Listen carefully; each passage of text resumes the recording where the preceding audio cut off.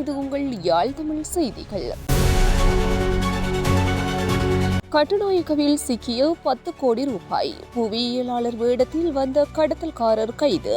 கட்டுநாயக்க சர்வதேச விமான நிலையத்தில் இன்று காலை சினிமா பாணியில் நடந்த சோதனையில் சுமார் 10 கோடியே 80 லட்சம் ரூபாய் பெறுமதியான கொக்கைன் போதைப்பொருள் அதிரடியாக பறிமுதல் செய்யப்பட்டுள்ளது. உகாண்டாவிலிருந்து டோகா வழியாக இலங்கை வந்திறங்கிய 60 வயதுடைய இந்திய பிரஜையொருவரே இவ்வாறாக கைது செய்யப்பட்டுள்ளார்.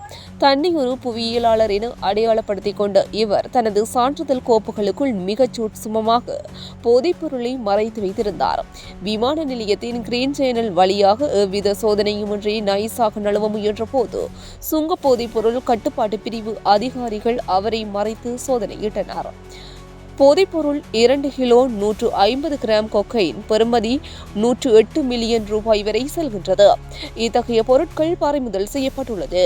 தொடர்ந்தும் யாழ் தமிழ் செய்திகளுடன் இணைந்திருங்கள். நன்றி.